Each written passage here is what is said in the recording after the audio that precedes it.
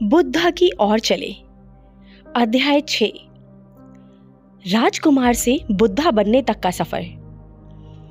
गौतम बुद्ध, जिन्हें सिद्धार्थ गौतम के नाम से भी जाना जाता है, इनका जीवन एक अद्वितीय और प्रेरणादायक यात्रा है। उनका सफर एक राजकुमार से एक महान आध्यात्मिक गुरु बनने तक का है। आइए इस सफर को विस्तार से समझते हैं। राजकुमार सिद्धार्थ का जन्म।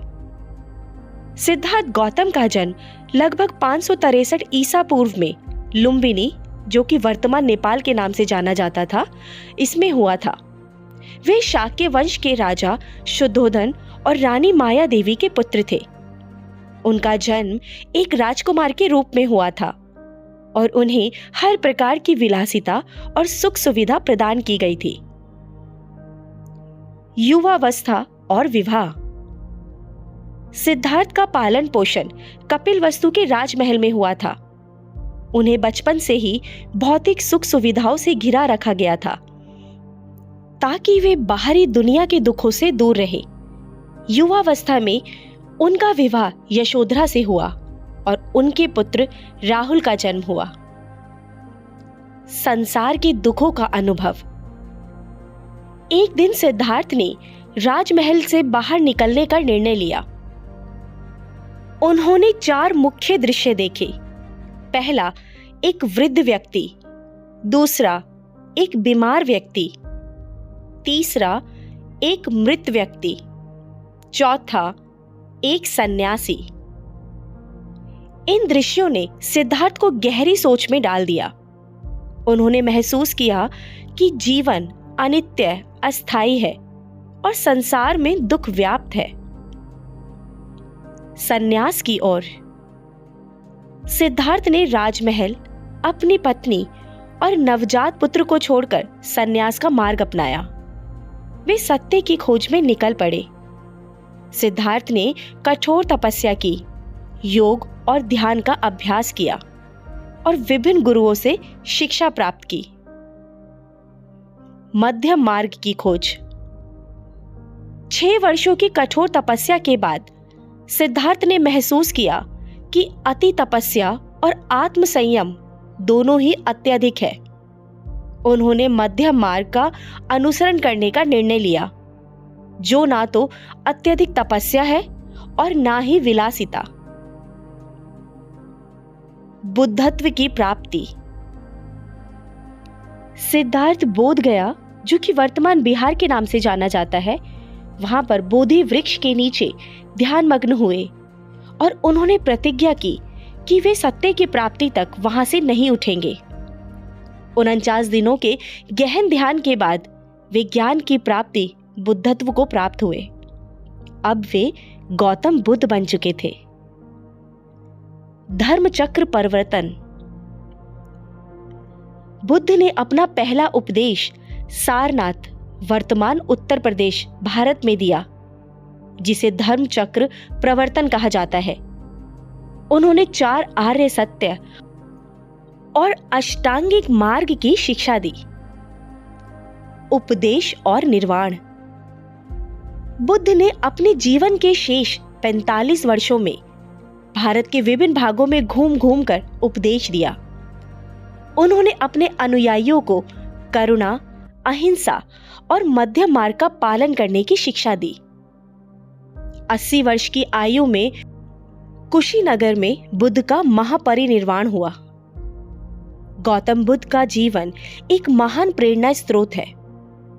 उनका संदेश और शिक्षाएं आज भी विश्व भर में लोगों के लिए जीवन को प्रभावित कर रही हैं। अंगुलीमाल के डाकू से बौद्ध भिक्षु तक का सफर। अंगुलीमाल एक प्रसिद्ध बौद्ध धार्मिक कथा है, जो बुद्ध के शिष्यों में एक महान बदमाश थे, जिनका नाम सिद्धार्थ गौतम बुद्ध ने बदल दिया। यह कथा बुद्ध धर्म के महत्वपूर्ण पहलुओं में से एक है और इसका महत्व बुद्ध के शिक्षाओं के संदेशों को समझने और उसे अपनाने में है। कथा का संक्षेप। अंगुलीमाल का जन्म। अंगुलीमाल का असली नाम अहिंसक था। जो कि एक गहरे धार्मिक शिक्षक का पुत्र था। उसे जीवन का मार्ग धर्म में प्रवृत्ति करने की शिक्षा दी गई थी। अंगुलीमाल का परिवर्तन। अहिंसक जब अंगुलीमाल बने, उन्होंने एक अत्याचारी और दरिंदा होने के रूप में जाना जाता था। वह लोगों को मार देता था और उनकी उंगलियों को काटकर उन्हें माला की तरह अपनाता था। बुद्ध और अंगुलीमाल। जब बुद्ध ने सुना कि अंगुलीमाल उसकी खोज में है, वह उसे मिलने गए।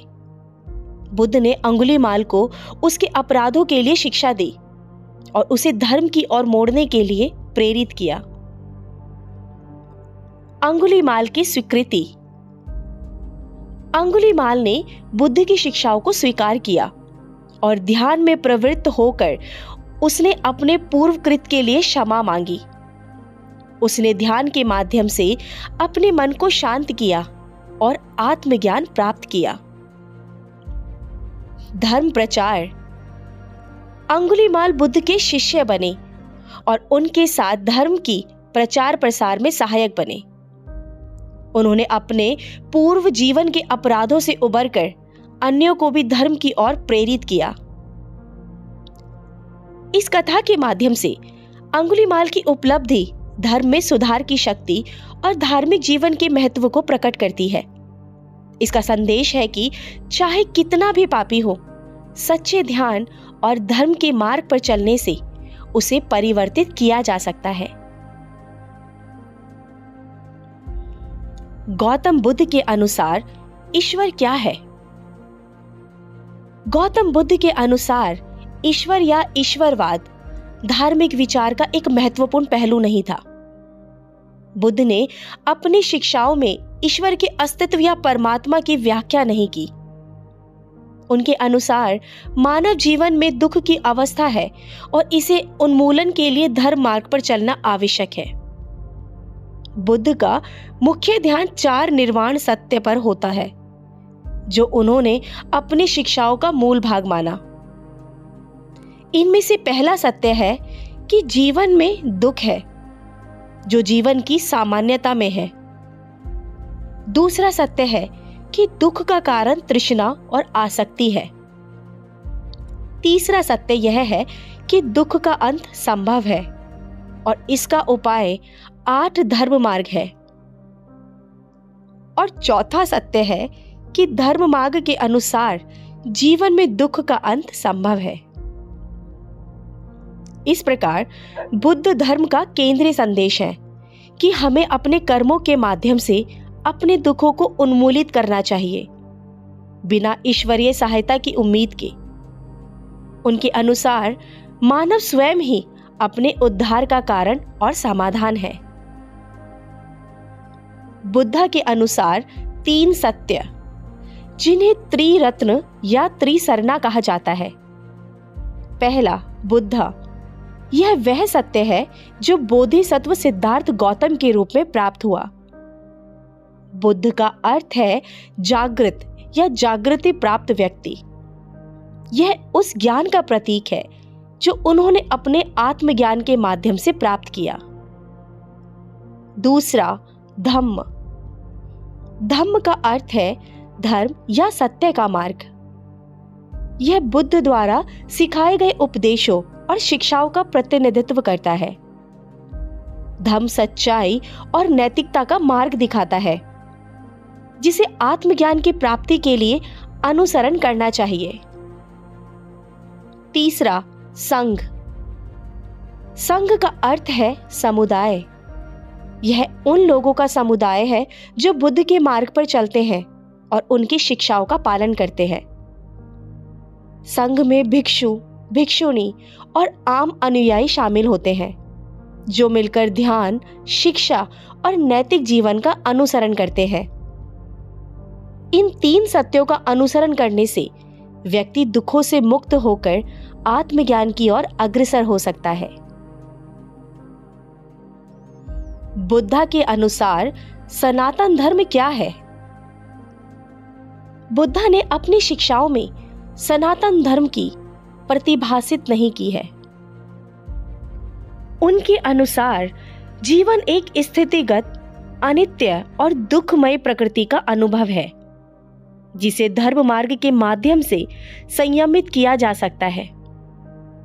बुद्धिमता का मार्ग उनकी शिक्षाओं का केंद्रीय हिस्सा है, जो अनित्यता की स्थिति को समझने, दुख के कारणों को समझने और उन्हें समाप्त करने के लिए मार्गदर्शन प्रदान करता है। बुद्ध ने धर्म मार्ग का पालन करने के द्वारा जीवन के दुखों का निवारण खोजने को प्रोत्साहित किया और संसार में सुख और शांति का मार्ग दिखाया। उनके अनुसार जीवन के उद्धार का उपाय अपने कर्मों के माध्यम से स्वयं ही प्राप्त किया जा सकता है, वो भी बिना ईश्वरीय सहायता की उम्मीद के।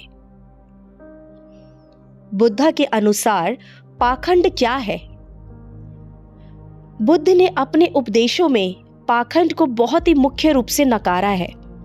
उनके अनुसार पाखंड या दंभ उस स्थिति को दर्शाता है जब कोई व्यक्ति धार्मिक या नैतिक बनावट या दिखावा करता है, लेकिन असल में उसके मन और कर्म में उसी की विपरीतता होती है। बुद्ध ने समझाया कि धार्मिक या आध्यात्मिक दिखावा करने से केवल बाहरी तौर पर मान प्रतिष्ठा प्राप्त होती है, लेकिन असली धार्मिकता और सत्यता केवल स्वयं के अंदर होती है।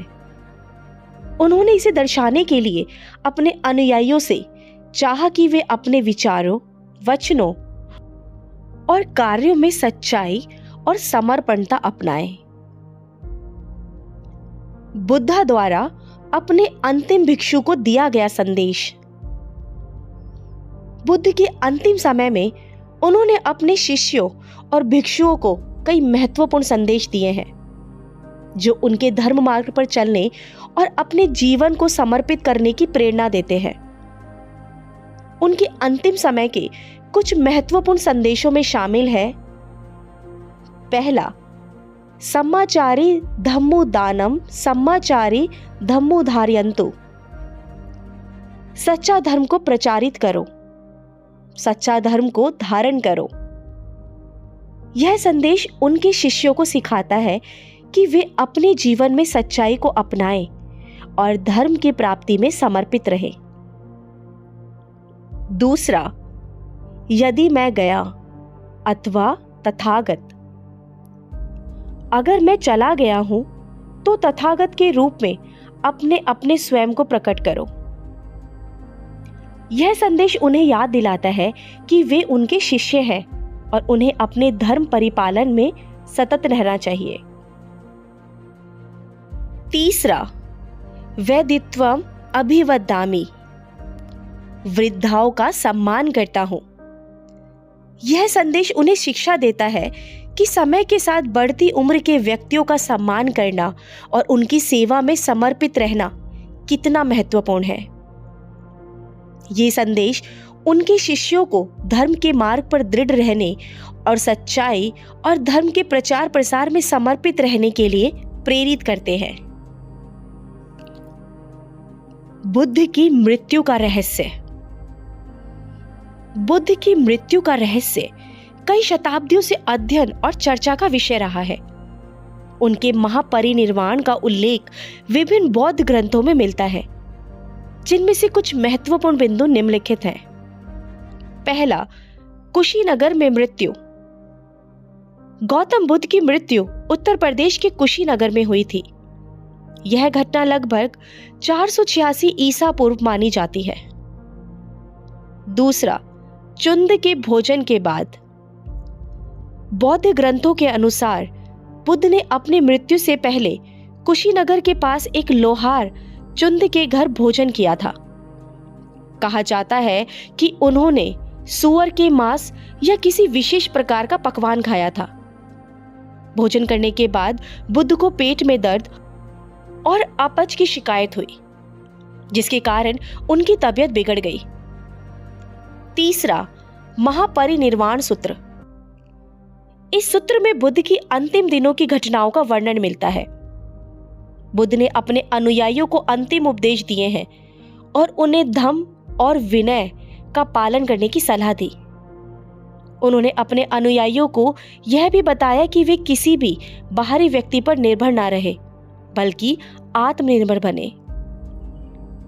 चौथा, स्वास्थ्य और उम्र। बुद्ध की उम्र लगभग 80 वर्ष थी जब उनकी मृत्यु हुई। इस उम्र में उनका स्वास्थ्य कमजोर हो गया था। यह भी एक कारण माना जाता है कि उनका शरीर किसी बीमारी या खाद्य विषाक्तता से ना उबर सका। पांचवा, संशय और विभिन्न धारणाएं। बुद्ध की मृत्यु के वास्तविक कारण पर संशय और विभिन्न धारणाएं हैं। कुछ विद्वान मानते हैं कि उनकी मृत्यु प्राकृतिक कारणों से हुई, जबकि अन्य मानते हैं कि भोजन विषाक्त हो सकता है। छठा, महापरिनिर्वाण। बुद्ध ने अपनी मृत्यु को महापरिनिर्वाण कहा, जो निर्वाण के अंतिम चरण का प्रतीक है। यह वह अवस्था है जब आत्मा को जन्म और मृत्यु के चक्र से मुक्ति मिलती है।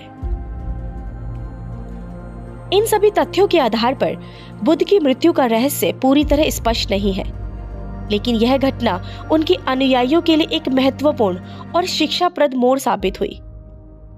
उनकी मृत्यु के बाद उनके उपदेश और धर्म का प्रचार प्रसार उनके अनुयायियों ने किया। बुद्ध का अंतिम उपदेश। गौतम बुद्ध का अंतिम उपदेश उनके महापरिनिर्वाण से पहले दिया गया था, जिसे महापरिनिर्वाण सूत्र में वर्णित किया गया है। यह उपदेश उनके शिष्यों और अनुयायियों के लिए बहुत महत्वपूर्ण है। यहां बुद्ध के अंतिम उपदेश के कुछ मुख्य अंश दिए गए हैं। पहला, स्वयं दीपक बनो, अपदीपो भव। बुद्ध ने अपने शिष्यों को कहा कि वे स्वयं अपने मार्गदर्शक बने और दूसरों पर निर्भर ना रहे। उन्होंने यह उपदेश दिया, अपदीपो भव, जिसका अर्थ है स्वयं दीपक बनो।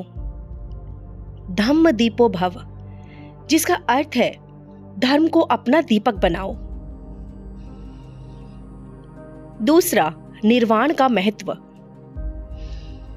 बुद्ध ने अपने शिष्यों को समझाया कि सभी संवेगशील चीजें अस्थायी हैं और उन्हें आत्मज्ञान प्राप्त करने के लिए सतत प्रयासरत रहना चाहिए। उन्होंने कहा, व्यधम्मा संखारा अपमादेन संपादेत, जिसका अर्थ है सभी संवेगशील चीजें नाशवान है, इसलिए सावधानी पूर्वक प्रयास करो। तीसरा, धर्म और विनय का पालन। बुद्ध ने अपने अनुयायियों को धर्म और विनय का पालन करने की सलाह दी। उन्होंने कहा कि ये उनके बाद उनके शिक्षक होंगे और उन्हीं के माध्यम से वे सही मार्ग पर चल सकेंगे। चौथा, समाज में संघ की भूमिका। बुद्ध ने संघ की महत्वपूर्ण भूमिका पर जोर दिया। उन्होंने कहा कि संघ में आपसी सहयोग, सद्भाव और विनम्रता का महत्व है और यह सुनिश्चित किया कि सभी सदस्य एक दूसरे का सम्मान करें और धर्म का प्रचार प्रसार करें। पांचवा, आत्मनिर्भरता और समर्पण। बुद्ध ने अपने शिष्यों को आत्मनिर्भर बनने और आत्मज्ञान के मार्ग पर दृढ़ता से चलने का उपदेश दिया। उन्होंने कहा कि सभी को अपने जीवन में सही दृष्टिकोण, सही संकल्प, सही वचन, सही कर्म, सही आजीविका, सही प्रयास, सही स्मृति और सही समाधि को अपनाना चाहिए। बुद्ध के ये अंतिम उपदेश उनके अनुयायियों के लिए प्रेरणादायक थे और उन्हें सही मार्ग पर चलने के लिए मार्गदर्शन प्रदान करते थे। उनके उपदेशों का पालन करके ही उनके अनुयायी आत्मज्ञान की प्राप्ति कर सकते थे। बुद्ध के अनुसार निर्भय और भय। गौतम बुद्ध के अनुसार निर्भयता और भय का संबंध व्यक्ति के आंतरिक मनस्थिति और आत्मज्ञान के स्तर से है। बुद्ध ने अपने उपदेशों में भय के विभिन्न रूपों और उनसे मुक्ति पाने के उपायों पर विस्तार से चर्चा की है। यहाँ कुछ प्रमुख बिंदु दिए गए हैं। पहला, निर्भयता यानी निर्वाण। आत्मज्ञान और सत्य का ज्ञान। बुद्ध के अनुसार आत्मज्ञान प्राप्त व्यक्ति निर्भय होता है। जब व्यक्ति सत्य को जान लेता है और सभी संवेगशील चीजों की अस्थिरता, दुख और आत्मरहितता को समझ लेता है तो वह निर्भय हो जाता है। दूसरा, निर्वाण की प्राप्ति। निर्वाण, जो बुद्ध के अनुयायियों के लिए अंतिम लक्ष्य है, निर्भयता की अवस्था है। निर्वाण की प्राप्ति के बाद व्यक्ति जन्म और मृत्यु के चक्र से मुक्त हो जाता है और सभी प्रकार के भय से परे हो जाता है। तीसरा, धम्म का पालन। बुद्ध ने कहा कि धम्म का पालन करने वाले व्यक्ति को किसी भी प्रकार का भय नहीं होता। धम्म के अनुसार जीने से व्यक्ति की आत्मा शुद्धि होती है और उसे आंतरिक शांति और निर्भयता प्राप्त होती है। बुद्ध के अनुसार भय की परिभाषा। पहला, अज्ञान। बुद्ध के अनुसार अज्ञान भय का मुख्य कारण है। जब व्यक्ति सत्य को नहीं जानता और अज्ञान के अंधकार में रहता है तो उसे विभिन्न प्रकार के भय सताते हैं। दूसरा, आसक्ति और इच्छाएं। व्यक्ति की आसक्ति और इच्छाएं भी भय का कारण बनती है। जब व्यक्ति अपनी इच्छाओं और मोह के कारण किसी चीज से बंधा होता है तो वह उस चीज के खो जाने का भय रखता है। तीसरा, कर्म का भय। बुद्ध ने कर्म के सिद्धांत को महत्वपूर्ण बताया है। उन्होंने कहा है कि बुरे कर्म करने वाला व्यक्ति अपने कर्मों के फल के कारण भयभीत रहता है। अच्छे कर्म करने वाला व्यक्ति निर्भय होता है क्योंकि उसे अपने कर्मों का फल अच्छा प्राप्त होता है। चौथा, मृत्यु का भय। मृत्यु का भय सभी प्राणियों में सामान्य होता है। बुद्ध ने कहा कि जो व्यक्ति जन्म और मृत्यु के चक्र को समझता है और आत्मज्ञान प्राप्त करता है वह मृत्यु के भय से मुक्त हो जाता है। बुद्ध के उपदेश। पहला, चित्त की शुद्धि। बुद्ध ने ध्यान और साधना के माध्यम से चित्त की शुद्धि पर जोर दिया। चित्त की शुद्धि से व्यक्ति निर्भयता प्राप्त करता है। दूसरा, धम्म का अनुसरण। बुद्ध ने धम्म और विनय का पालन करने की सलाह दी। धम्म का अनुसरण करने से व्यक्ति नैतिक और धार्मिक जीवन जीता है और भय से मुक्त हो जाता है। तीसरा, सम्यक दृष्टि। सम्यक दृष्टि का अर्थ है सही दृष्टिकोण। बुद्ध ने कहा कि सही दृष्टिकोण अपनाने से व्यक्ति सत्य को जान पाता है और निर्भयता प्राप्त करता है। इन सब बिंदुओं से यह स्पष्ट होता है कि बुद्ध के अनुसार निर्भयता और भय का संबंध व्यक्ति की आत्मज्ञान, आचरण और मानसिक अवस्था से है। सत्य की खोज और धम्म का पालन करने से व्यक्ति निर्भयता प्राप्त कर सकता है। बुद्ध के अनुसार मोक्ष क्या है? गौतम बुद्ध के अनुसार मोक्ष का अर्थ निर्वाण है, जो बौद्ध धर्म में अंतिम और सर्वोच्च लक्ष्य है। निर्वाण शब्द का अर्थ है बुझना या शांत होना। यह एक ऐसी अवस्था है जिसमें व्यक्ति सभी प्रकार के दुख, तृष्णा और अज्ञान से मुक्त हो जाता है। यह निर्वाण और मोक्ष के बारे में कुछ महत्वपूर्ण बिंदु दिए गए हैं। निर्वाण के प्रमुख तत्व। दुख से मुक्ति। निर्वाण प्राप्त करने पर व्यक्ति सभी प्रकार के दुखों से मुक्त हो जाता है। बौद्ध धर्म के 4 आर्य सत्यों में यह स्पष्ट किया गया है कि जीवन में दुख है और उससे मुक्ति पाना संभव है। तृष्णा का अंत। तृष्णा या इच्छाएं दुख का मुख्य कारण है। निर्वाण प्राप्त करने के लिए तृष्णा का अंत आवश्यक है। जब व्यक्ति तृष्णा से मुक्त हो जाता है तो वह शांति और आनंद की अवस्था में पहुंच जाता है। अज्ञान का नाश। अज्ञान अविद्या व्यक्ति को संसार में बांधे रखता है। निर्वाण प्राप्ति के लिए अज्ञान का नाश होना आवश्यक है। जब व्यक्ति सत्य को जान लेता है और अज्ञान से मुक्त हो जाता है तो वह निर्वाण प्राप्त करता है। सम्यक दृष्टि और सम्यक संकल्प। निर्वाण प्राप्ति के लिए सही दृष्टिकोण और सही संकल्प आवश्यक है। सही दृष्टिकोण और सही संकल्प से व्यक्ति सत्य को जान पाता है और निर्वाण की ओर अग्रसर होता है। निर्वाण की अवस्थाएं। पहला, सोपादिशेष निर्वाण। यह वह अवस्था है जब व्यक्ति ने निर्वाण प्राप्त कर लिया है लेकिन अभी भी शरीर के साथ जीवित है। इस अवस्था में व्यक्ति सभी मानसिक और भावनात्मक बंधनों से मुक्त हो जाता है लेकिन शारीरिक अस्तित्व बना रहता है। दूसरा, अनुपादिशेष निर्वाण। यह वह अवस्था है जब व्यक्ति ने शरीर छोड़ दिया है और सभी प्रकार के बंधनों से पूरी तरह मुक्त हो गया है। यह मृत्यु के बाद की अवस्था है जब व्यक्ति जन्म और मृत्यु के चक्र से पूरी तरह मुक्त हो जाता है। निर्वाण की प्राप्ति के उपाय। पहला, अष्टांगिक मार्ग। बुद्ध ने 8 मार्गों का अनुसरण करने की सलाह दी है जो निर्वाण की प्राप्ति के लिए आवश्यक है। यह मार्ग है सम्यक दृष्टि, सम्यक संकल्प, सम्यक वचन, सम्यक कर्म, सम्यक आजीविका, सम्यक प्रयास, सम्यक स्मृति और सम्यक समाधि। दूसरा, ध्यान और साधना। ध्यान और साधना के माध्यम से व्यक्ति अपने मन को शुद्ध करता है और निर्वाण की ओर बढ़ता है। ध्यान से चित्त की शुद्धि होती है और व्यक्ति आंतरिक शांति प्राप्त करता है। तीसरा, शील यानी नैतिकता।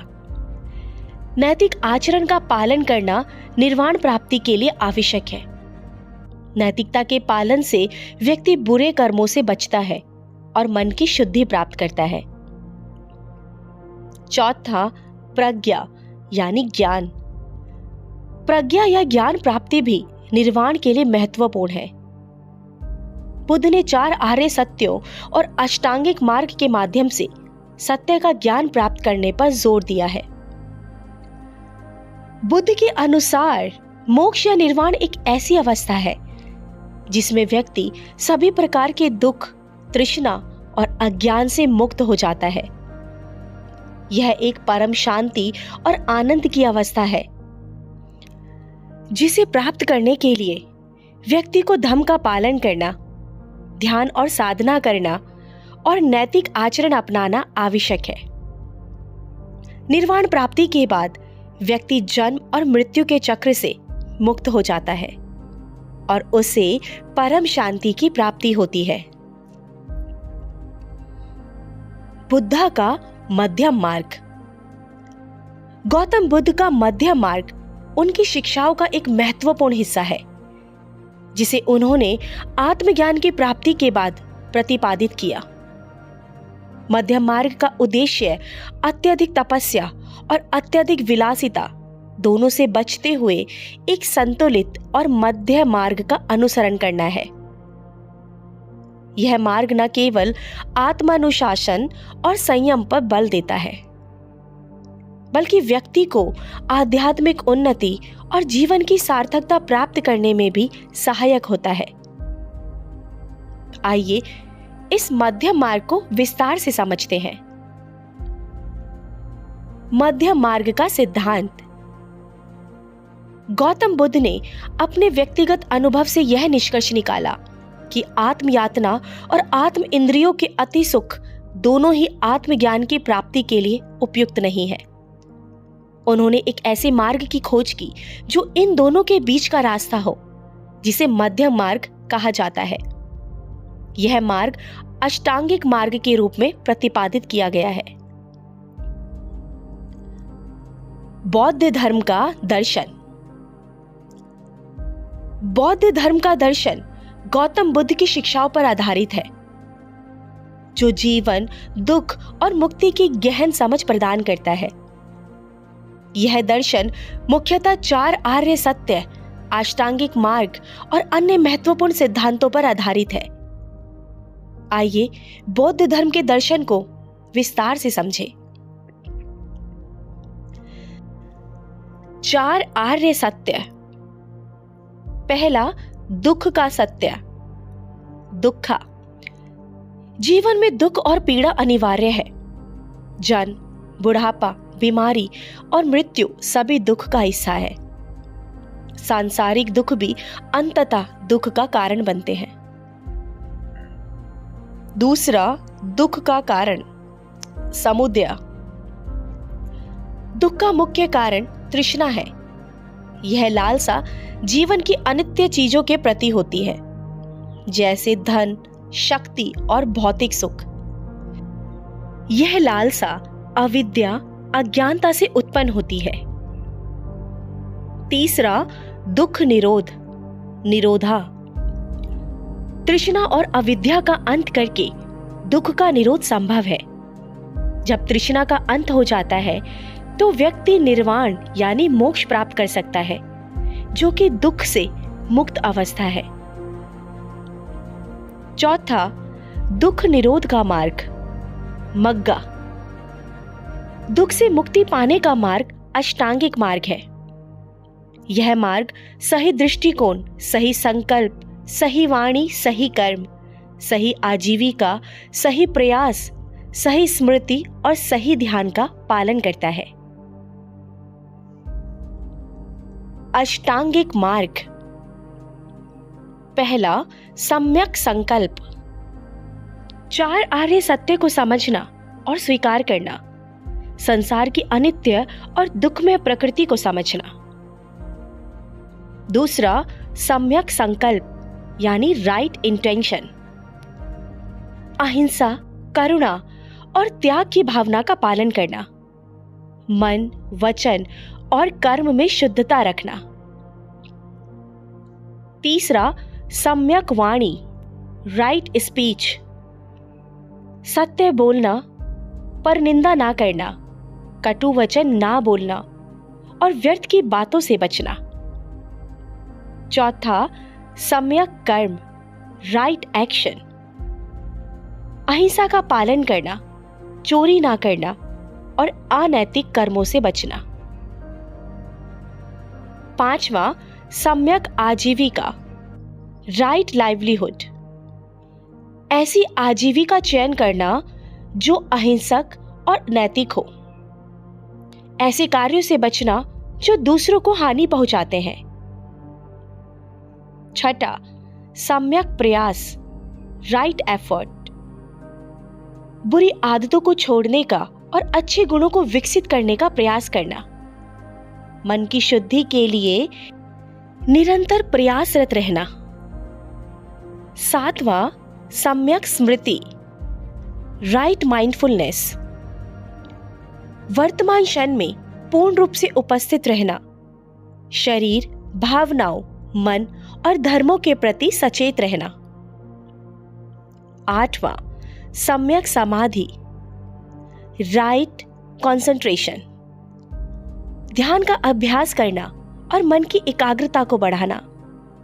ध्यान के माध्यम से मन की शांति और जागरूकता प्राप्त करना। अन्य महत्वपूर्ण सिद्धांत, अनित्य, इम्परमानेंस। सभी चीजें अस्थायी है और बदलती रहती हैं। किसी भी वस्तु या स्थिति में स्थायित्व नहीं है। अनात्मा, नॉन सेल्फ। कोई स्थायी आत्मा या आत्मत्व नहीं है। व्यक्तियों और वस्तुएं निरंतर परिवर्तनशील है। आत्मा का कोई स्थायी स्वरूप नहीं है। प्रतीत्य समुत्पाद, डिपेंडेंट ओरिजिनेशन। सभी चीजें एक दूसरे पर निर्भर होकर उत्पन्न होती है।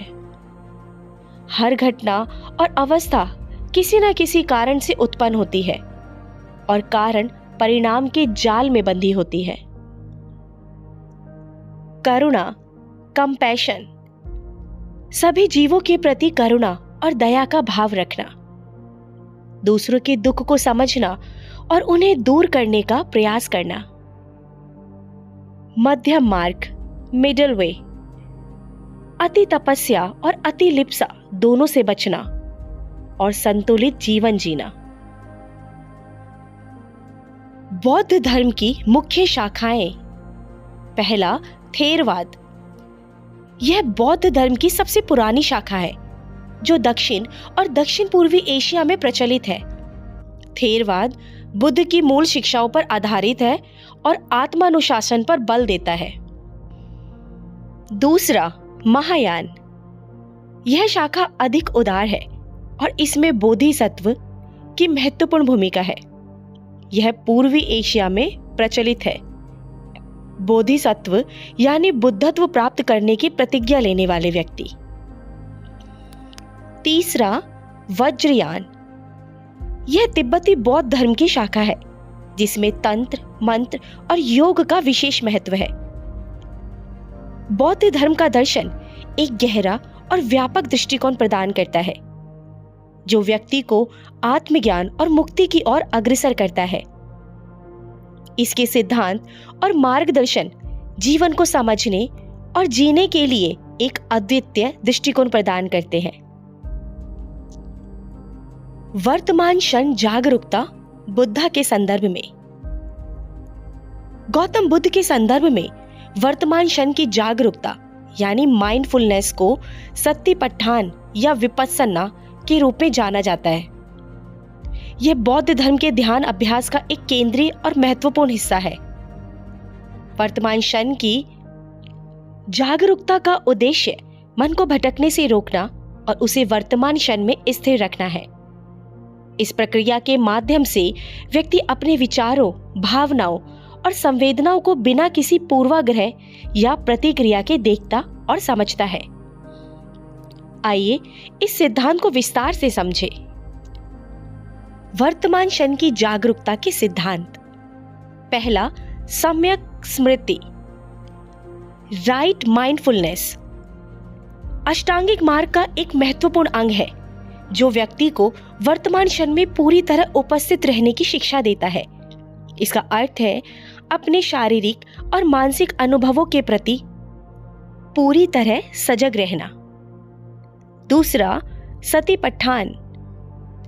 सतिपट्ठान सूत्र में वर्तमान क्षण की जागरूकता की 4 आधार बताए गए हैं।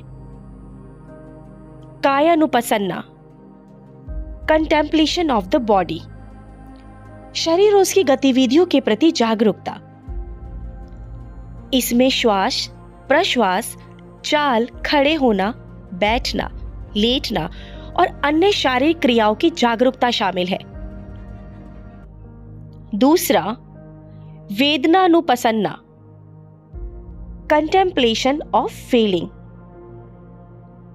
सुखद, दुखद और तटस्थ संवेदनाओं के प्रति जागरूकता। तीसरा, चित्तानुपसन्ना, कंटेम्पलेशन ऑफ माइंड, मन की विभिन्न अवस्थाओं के प्रति जागरूकता जैसे कि क्रोध, मोह या सुख। चौथा, धम्मानुपसन्ना, कंटेम्पलेशन ऑफ मेंटल ऑब्जेक्ट्स, विचारों और धारणाओं के प्रति जागरूकता। इसमें बौद्ध धर्म के सिद्धांतों जैसे कि 5 स्कंद, 4 आर्य सत्य और अन्य मानसिक अवस्थाओं का अवलोकन शामिल है। वर्तमान क्षण की जागरूकता का अभ्यास। पहला, विपस्सना ध्यान। यह ध्यान का एक तरीका है जिसमें व्यक्ति अपने भीतर के अनुभवों को बिना किसी हस्तक्षेप या प्रतिक्रिया के देखता है।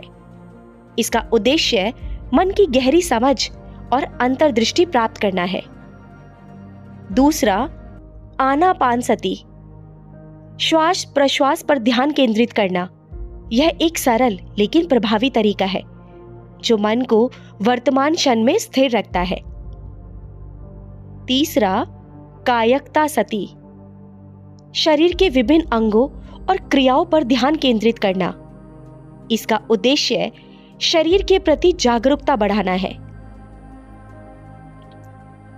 वर्तमान क्षण की जागरूकता के लाभ: मानसिक शांति और स्थिरता।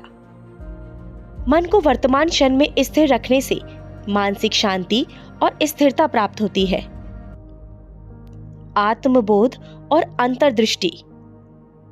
अपने विचारों, भावनाओं और संवेदनाओं को बिना किसी पूर्वाग्रह या प्रतिक्रिया के देखने से आत्मबोध और अंतर्दृष्टि प्राप्त होती है। करुणा और सहानुभूति। वर्तमान क्षण की जागरूकता व्यक्ति को अपने और दूसरों के प्रति अधिक करुणामय और सहानुभूतिपूर्ण बनाती है। तनाव और चिंता में कमी। वर्तमान क्षण में पूरी तरह उपस्थित रहने से तनाव और चिंता में कमी आती है, क्योंकि व्यक्ति भूतकाल की चिंताओं और भविष्य की आशंकाओं से मुक्त रहता है।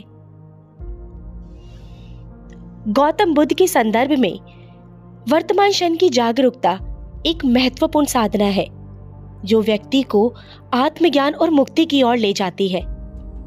यह साधना न केवल आध्यात्मिक उन्नति के लिए महत्वपूर्ण है, बल्कि दैनिक जीवन में भी मानसिक शांति और संतुलन प्राप्त करने में सहायक होती है। करुणा और प्रेमपूर्ण दयालुता। करुणा और प्रेमपूर्ण दयालुता बौद्ध धर्म के दो प्रमुख सिद्धांत हैं, जो न केवल व्यक्तिगत उन्नति के लिए महत्वपूर्ण है, बल्कि समाज में शांति और सद्भावना को बढ़ावा देने में भी महत्वपूर्ण भूमिका निभाते हैं। गौतम बुद्ध ने इन दोनों सिद्धांतों पर विशेष जोर दिया और इन्हें आत्मबोध और मुक्ति के मार्ग में आवश्यक माना। करुणा, कंपैशन। करुणा का अर्थ है दूसरों के दुखों को समझना और उन्हें दूर करने का प्रयास करना। यह दूसरों की पीड़ा के प्रति संवेदनशीलता और सहायता की भावना को प्रकट करता है। करुणा केवल सहानुभूति से अधिक है। यह सक्रिय रूप से दूसरों की भलाई के लिए काम करने की प्रेरणा है। करुणा के प्रमुख पहलू: दूसरों के दुख को समझना। करुणा का पहला कदम है दूसरों के दुख को समझना और पहचानना। यह उन परिस्थितियों और कारकों को समझने का प्रयास है जो उनके दुख का कारण बनते हैं। दूसरा, दुख दूर करने की इच्छा। करुणा केवल दूसरों के दुख को समझने तक सीमित नहीं है, यह उनके दुखों को दूर करने की सक्रिय इच्छा और प्रयास भी है। तीसरा, अहिंसा। करुणा अहिंसा के सिद्धांत पर आधारित है। यह किसी भी प्रकार की हिंसा या नुकसान पहुंचाने से बचने की शिक्षा देता है।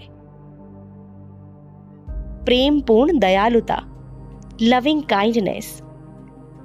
प्रेमपूर्ण दयालुता का मेटा का अर्थ है सभी प्राणियों के प्रति बिना शर्त प्यार और दयालुता का भाव रखना। यह भावना बिना किसी भेदभाव या शर्त के सभी के प्रति सद्भावना और मित्रता का विस्तार करती है। प्रेमपूर्ण दयालुता के प्रमुख पहलू: सभी प्राणियों के प्रति दयालुता। मेटा का अभ्यास सभी प्राणियों के प्रति प्रेम और दयालुता को बढ़ावा देता है, चाहे वे हमारे मित्र हो, शत्रु हो या अजनबी हो। स्वयं के प्रति दयालुता। प्रेमपूर्ण दयालुता की शुरुआत स्वयं से होती है। जब हम स्वयं के प्रति दयालु और प्रेमपूर्ण होते हैं, तो हम इसे दूसरों के प्रति भी प्रकट कर सकते हैं। ध्यान का अभ्यास। मेटा ध्यान एक विशेष अभ्यास है जिसमें हम सभी प्राणियों के प्रति प्रेम और दयालुता का भाव विकसित करते हैं। इसमें 4 चरण होते हैं: स्वयं के प्रति मेटा, प्रियजनों के प्रति मेटा, अजनबियों के प्रति मेटा, शत्रुओं के प्रति मेटा। करुणा और प्रेमपूर्ण दयालुता के लाभ। आत्मबोध। करुणा और प्रेमपूर्ण दयालुता के अभ्यास से आत्मबोध और आत्मसंतुष्टि प्राप्त होती है। यह हमें दूसरों के प्रति अधिक संवेदनशील और जागरूक बनाता है। मानसिक शांति। जब हम करुणा और प्रेम पूर्ण दयालुता का अभ्यास करते हैं तो हमें मानसिक शांति और संतोष का अनुभव होता है। यह हमें आंतरिक शांति और स्थिरता प्रदान करता है। संबंध सुधार। करुणा और मेटा के अभ्यास से हमारे संबंधों में सुधार होता है। यह हमें दूसरों के प्रति अधिक दयालु और समझदार बनाता है। सामाजिक सद्भाव। करुणा और प्रेम पूर्ण दयालुता का अभ्यास समाज में शांति और सद्भावना को बढ़ावा देता है। यह सामाजिक तनाव और संघर्ष को कम करने में सहायक होता है।